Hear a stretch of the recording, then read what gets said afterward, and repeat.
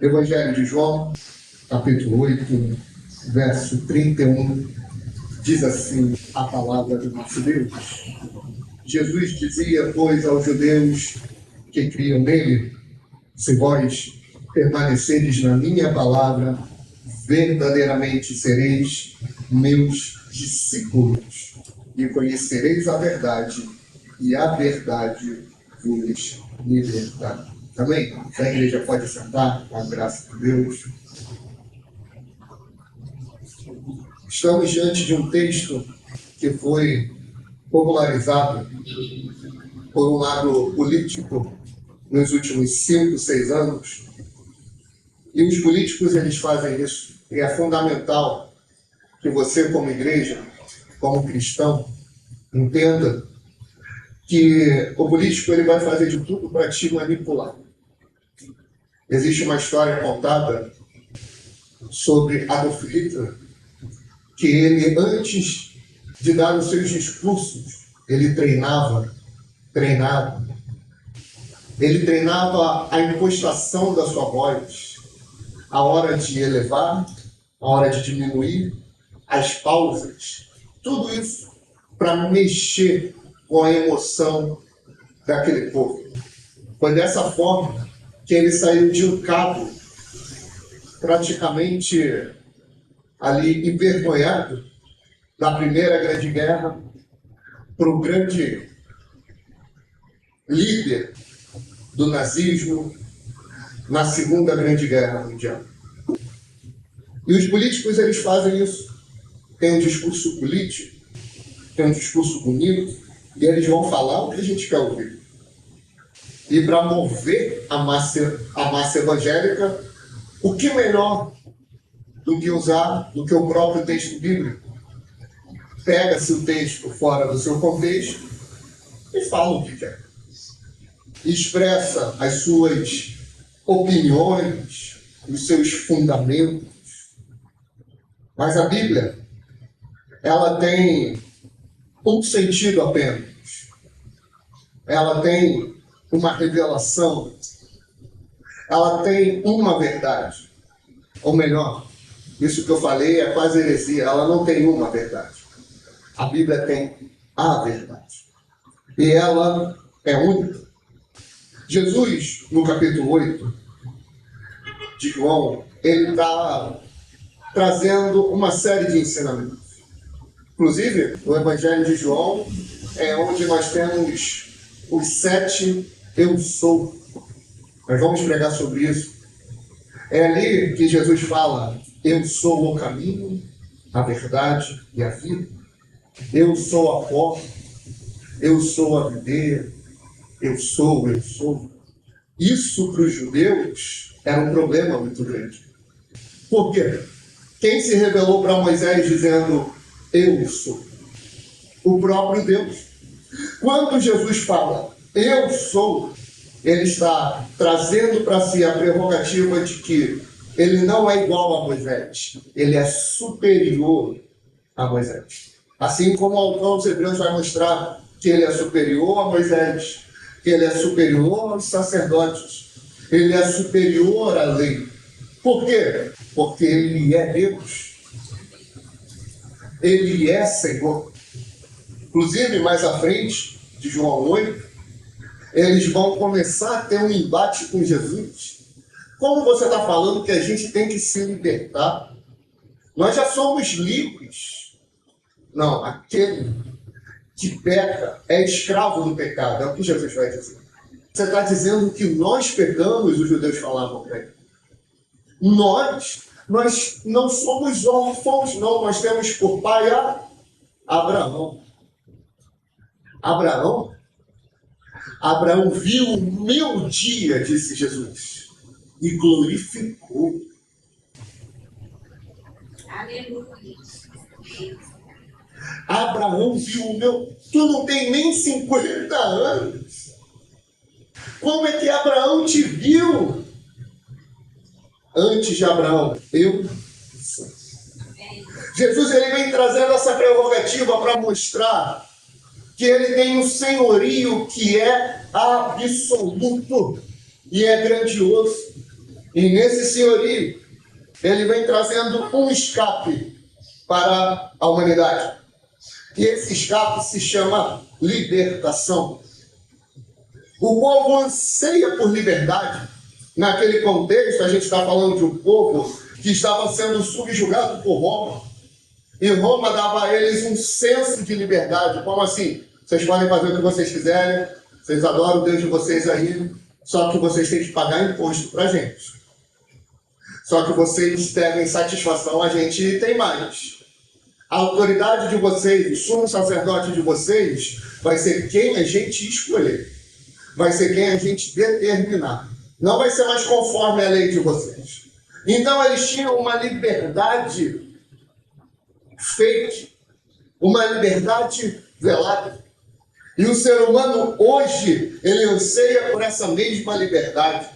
São as mulheres dando os seus gritos feministas, são os homens no meio empresarial, são os brasileiros indo fazer as suas manifestações políticas, porque entendem como escravidão o momento aqui e agora, o que os teus olhos veem, até onde vai a tua vista.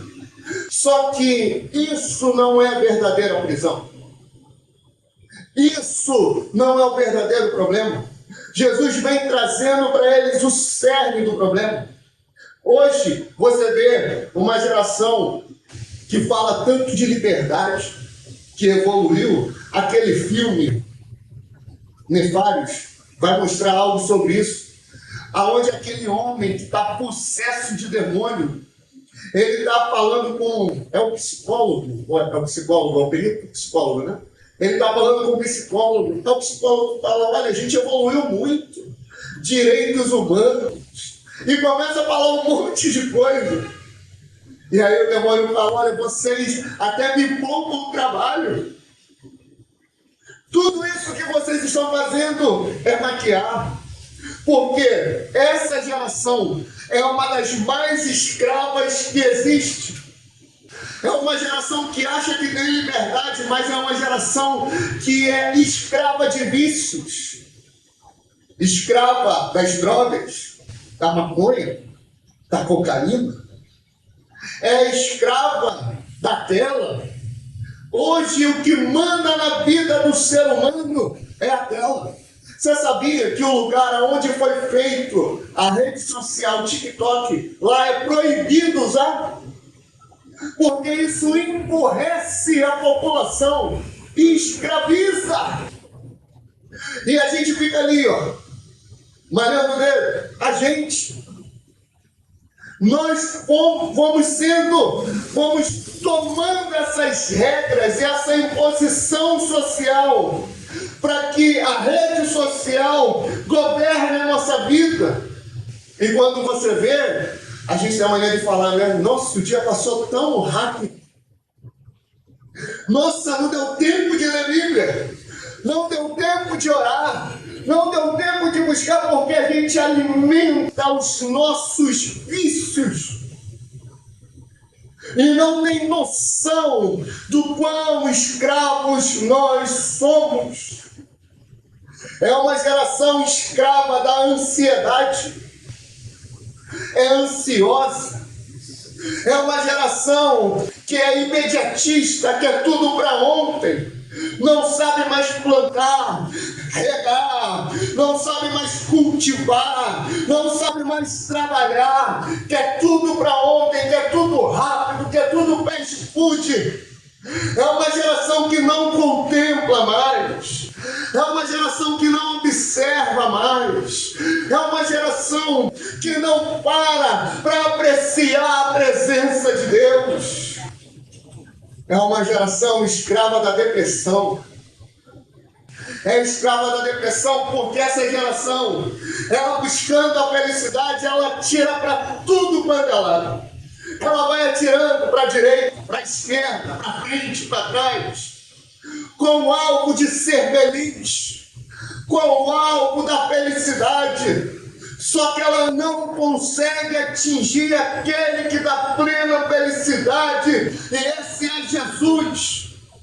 Porque ela vai para a bebida, ela vai para a rede social, ela vai para o namorado, aí ela namora um, namora dois, aí acha que o problema é que está namorando homem, aí passa a namorar mulher, e namora um, namora outro, e vai se diversificando na forma de buscar felicidade, não encontra, entra em depressão.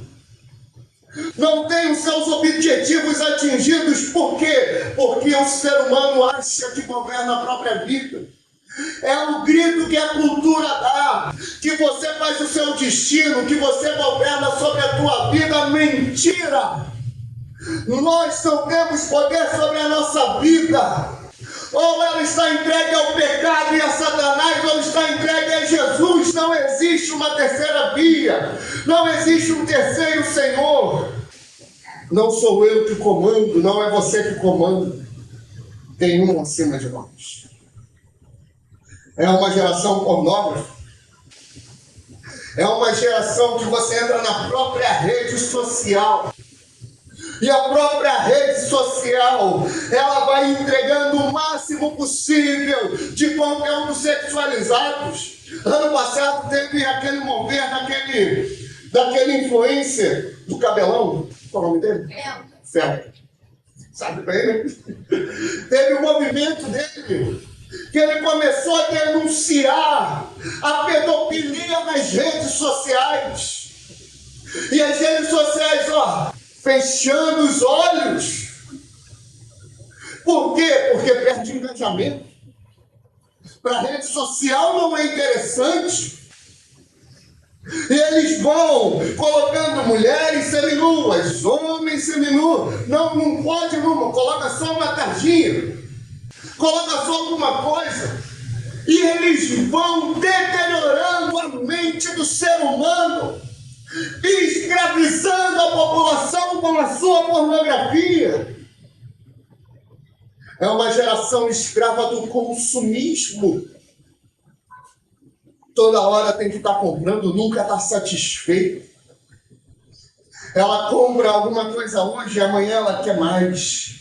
E ela quer mais. E ela quer mais. Aí vem Salomão em Eclesiastes dizendo: vaidade de vaidade, diz o pregador, vaidade de vaidade, tudo é vaidade.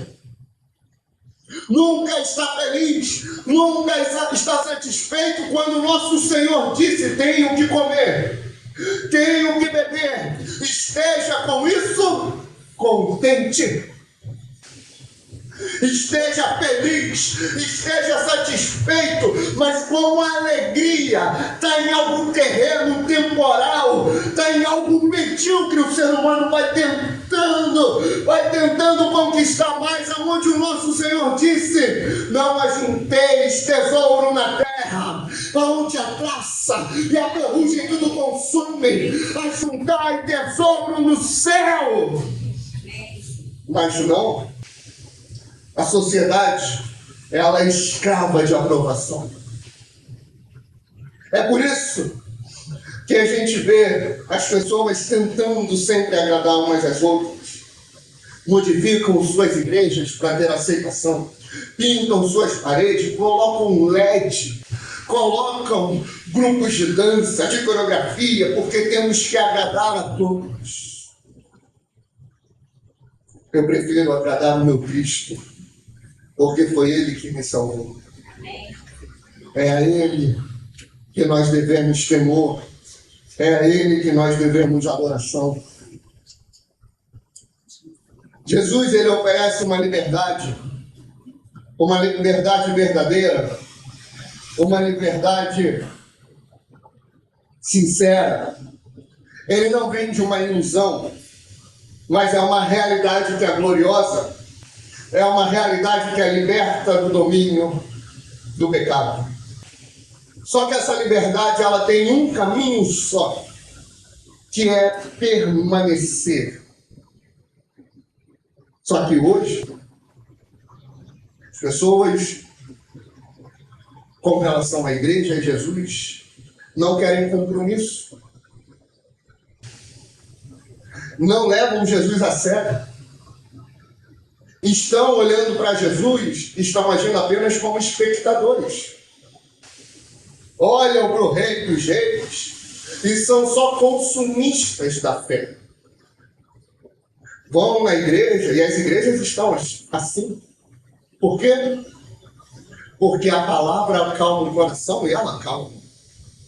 Porque, a depender da mensagem, é uma mensagem de esperança, é uma mensagem que gera confiança. E aí eu vou para a igreja. Eu vou para a igreja para quê? Para me sentir melhor. Eu vou para a igreja porque ali eu vou ver os meus amigos. Eu vou para aquela igreja porque ali tem jovem. Eu vou para aquela igreja porque ali tem criança para o meu filho brincar. Eu vou para aquela igreja porque ali tem um grupo de mulheres, tem um grupo dos varões, porque aquela que retira, aquela tem um grupo A, B ou C, vai tentando consumir como se a igreja fosse clube, como se Jesus ele fosse um apresentador. Jesus não é apresentador, ele é Senhor. Igreja é a sua família, é o corpo de Cristo, é o reino de Deus. E Jesus é bem claro. João narrando diz: e disse Jesus aos judeus que criam nele, porque não basta só crer, não basta dizer que eu acredito, a maioria diz acreditar em Jesus. A maioria reconhece que Jesus existiu, que ele fez milagres, que ele trouxe as palavras que trouxe, a maioria acredita. Só que uma coisa é acreditar, outra coisa é ser discípulo. Que vem para a igreja, vem 1, 2 semanas, passa um mês fora, 2 meses fora. Que vai ler Bíblia, começa o ano igual um leão.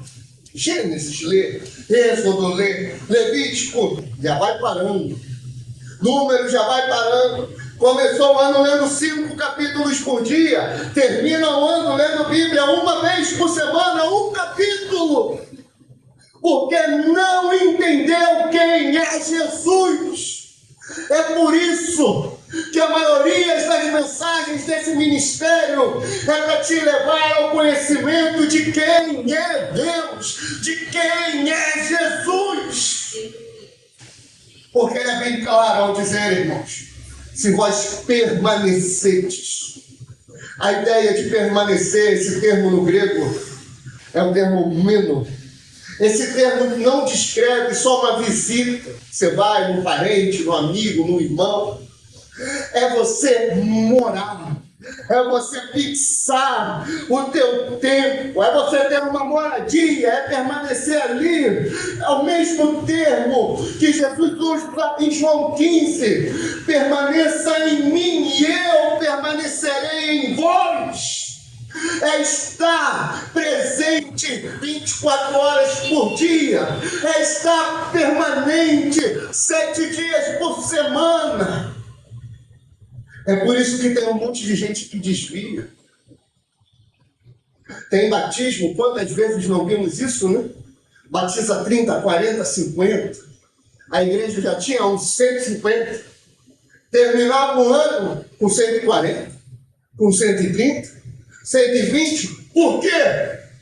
Porque ensinava um monte de outras coisas, mas as pessoas não permaneciam. Eu não estou falando de permanecer em denominação, eu estou falando que as vidas se desviavam, viravam ateias, católicas, espíritas, desviadas, não queriam mais saber de Jesus, porque nunca permaneceram nele. Sempre olharam para a igreja como um mover social, como um clube, mas não. Tiago ele vai trazer uma advertência, olha só. Você crê que há um só Deus? Você faz bem. Porque até os demônios creem. Aí eu estou acrescentando. E fazem até melhor do que muitos. Estremecem. Nós mal cremos. que dirá estremecer, quem dera permanecer. Se a pessoa abandona Cristo, amado irmão, ou ela está no momento de crise da fé, ou ela nunca o conheceu de verdade. Quando a pessoa tem um encontro digno e verdadeiro com Jesus, ela fica firme, ela fica permanente, ela se torna um discípulo verdadeiro de Jesus. Por isso, não podemos nos iludir. Não tem trajetória fácil no Evangelho. Não tem caminho fácil. A permanência, ela é necessária. Por isso, cultivar as disciplinas espirituais, como sempre falamos, leitura bíblica, oração, andar e viver em comunhão, é fundamental. Só que ele continua. Ele fala, se permanecerdes na minha palavra, sereis os meus discípulos. É isso? Não. Se permanecerdes na minha palavra, verdadeiramente sereis os meus discípulos. Ou seja, serão discípulos de verdade, não é falso discípulo. Não é botar uma maquiagem de discípulo. Não é botar uma roupa de crente. Não é começar a falar varão, varoa. Não é começar a falar misericórdia. Não é começar a usar o evangeliquez. A gente não é crente quando tem um evangeliquez ou quando começa a usar roupa de crente. A gente se torna cristão de verdade quando a gente passa por uma experiência de transformação verdadeira. Se o pecado não te incomoda, se ele é rotineiro para você, tem um problema muito grande com a sua conversão. É necessário conhecer a Deus. E só conhece Ele quem tem isso aqui como verdade. Quem tem a palavra de Deus como verdade. Esse termo conhecer, nós falamos na quarta-feira. É o yadá no hebraico, que significa conhecer a própria esposa. Gênesis 4, quando Moisés está narrando, e fala que Adão conheceu Eva, quer dizer que ele teve intimidade com Eva, ele teve proximidade com Eva. Conhecer a verdade que vai libertar, é ter essa aproximação dele. Por isso que é um problema muito grande quando a nossa cultura vai dizer: eu tenho a minha verdade, você tem a sua verdade. Isso é mentira. Não deixe que isso impregne a tua mente. A verdade é uma só, que é a palavra de Deus, irmão. Essa é a palavra que Jesus fala em João 17. Pai, santifica-os na verdade. A tua palavra é a verdade. Essa é a palavra lá de Hebreus 4:12. Essa palavra é como espada afiada de 2 gumes, que tem o poder de penetrar na alma. Ela faz divisão da alma e do espírito, como de juntas e medulas, e é apta para discernir os pensamentos e as intenções do coração. Essa é a palavra que Pedro vai dizer que entre vós foi evangelizada e ela permanece para sempre. Essa palavra é a palavra de João 1, verso 1. No princípio era a palavra, e a palavra estava com Deus, e a palavra era Deus. É essa palavra. Não tem tradição, não tem confissão de fé, não tem nada acima dessa palavra. A minha pregação não está acima dessa palavra. Pelo contrário, a minha pregação tem que ser essa palavra. Enquanto a humanidade e a igreja não compreender a preciosidade que está em nossas mãos, a humanidade e a igreja e os falsos profetas e os falsos pastores vão caminhar a passos largos para o inferno, porque não reconhecem e não têm intimidade com a palavra de Deus. Palavra essa que Josué Leon testemunha, um missionário que já deu mais de 20 vezes a volta ao redor do mundo pregando o Evangelho. Ele na Coreia do Norte, onde é proibido o homem ter uma Bíblia, as pessoas faziam fila paralela e ficavam lá dias, botavam um nome um ano antes para ler um salmo só. Quantas versões de Bíblia nós não temos? Quantas versões não temos nos aplicativos e não valorizamos essa palavra? Essa palavra que Abraão teve que deixar a parentela dele, a casa dele, teve que deixar o sobrinho dele, teve que renunciar a tudo. Isaac, Jacó, José, Moisés, Josué, Ruth, Samuel, Davi, Elias, Eliseu, Isaías, Jeremias, chegando até Cristo, derramando seu sangue para que ela chegasse até mim, até você. Essa palavra, ela é superior. Essa palavra é absoluta. Essa palavra é a verdade. Só que não é só ter o conhecimento sobre essas verdades, é mergulhar nessa verdade. Que uma coisa é você intelectualmente reconhecer que a Bíblia é a verdade. Outra coisa é você ter intimidade com ela. Eu quero fazer a obra de Deus. Eu quero pregar. Eu quero cantar. Eu quero evangelizar. Eu quero visitar os hospitais. Eu quero ganhar almas para Jesus. Mas não conhece a Bíblia. Não tem intimidade com o texto bíblico. Ah, eu não preciso. Não precisa. 1 Timóteo 2,15, procura apresentar-te a Deus como obreiro aprovado, que não tem do que se vergonhar, e manuseie bem a palavra da verdade. É Bíblia, irmãos. É a palavra de Deus. A libertação de todo vício, a libertação de todos os problemas, a libertação dos pecados, a libertação daquilo que nos afasta de Deus não vem como mágica, não vem de um dia para a noite, não vai vir em um culto, não vai vir em um mover, vai vir pela Bíblia. Quantos moveres não tem pelo Brasil? Quantas ações do Espírito já não teve e a igreja continua aprisionada? Por quê? Falta Bíblia, falta palavra, não permanecem nela. Olhe para a Bíblia. A Bíblia que nos liberta.